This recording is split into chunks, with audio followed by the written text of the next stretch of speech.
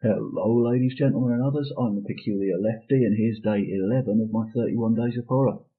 Today I'll be looking at Tony, a low-budget independent film directed by Gerard Johnson and starring the phenomenal Peter Ferdinando. Story's fairly basic.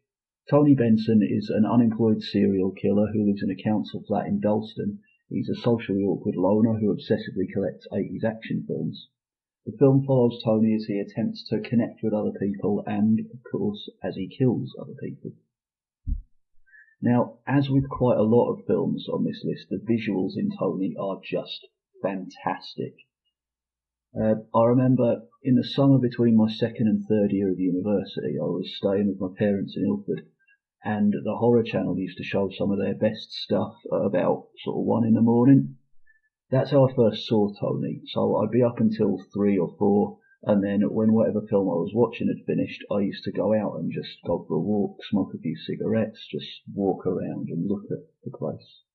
Now during the day, Ilford looks like any other urbanish part of Essex, nothing special, kind of ugly, but at 3:30, 4, 4:30 in the morning, in that light that you only get when the sun is just coming up or just starting to go down, when there was nobody else walking around, there was a beauty to it. And that's what Tony reminds me of. It's not just that Dalston looks a bit like Ilford. Tony feels the way Ilford feels at 4 in the morning. It's shot in a very typical low-budget, no-frills kind of way, but there's a deftness to the camera work and a feel for the aesthetic that makes it one of the best-looking films on this list, despite the simplicity of the filming. Tony, the character, not the film, is interesting in that he's completely different from a standard cinematic killer. Mostly in films, serial killers tend to be these urbane sophisticates, classically educated, waxing philosophical about the meaning of what they do. Not so Tony. He's tragically inarticulate. Throughout the film, we see him trying to talk to people, trying to make a connection with people, and failing. Ultimately, Tony's defining feature is his inability to communicate. That's why he's so isolated, why he hasn't worked for 20 years, and ultimately why he kills. In that, he's similar to real-life killers like Jeffrey Dahmer and Dennis Nielsen, who killed because that was the only way they could get close to another person.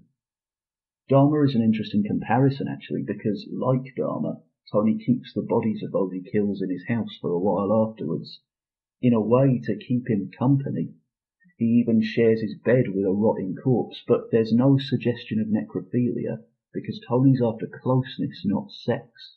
At one point in the film we see him visit a prostitute and ask how much it costs for a cuddle. This man is tragically alone, and that tragedy is only emphasized by the terrifying way in which he copes with that loneliness. Now this brings me to the most interesting part of Tony, and that's how the film deals with masculinity. Tony is, in every way that matters, a failed man. He's long-term unemployed, single, friendless, profoundly unmasculine. He's skinny, awkward, and has a face that looks perpetually frightened and out of place. He is everything that men are taught not to be, and he knows it. That's why he's so into 80s action films with their cartoonish displays of hypermasculinity. He idolizes the patriarchal idea of manhood, strong, aggressive, virile. I think this was a conscious decision by the filmmakers. Just look at Tony's main antagonist, the man in the pub, who is never named so far as I remember. Now, he's tough, he's aggressive, in fact he's played by a former boxer, so he has that aura of a man who is used to doing violence. He has a family, he belongs in every way that Tony doesn't. He is a man in every way that Tony isn't. Tony kills because he doesn't know how to fit in with society.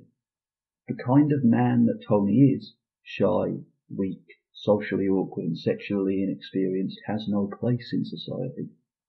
Now, the analysis of masculinity is kind of my area, so maybe this is a case of when you're a hammer, everything looks like a nail, but I think that the amount of evidence pointing towards this view of the film is too great to be accidental. Anyway, watch Tony for yourselves and let me know what you thought in the comments. Is Tony an exploration of the effect that toxic masculinity has on men, taken to a horrendous extreme, or is it just an artsy film about a serial killer? See you tomorrow for day 12.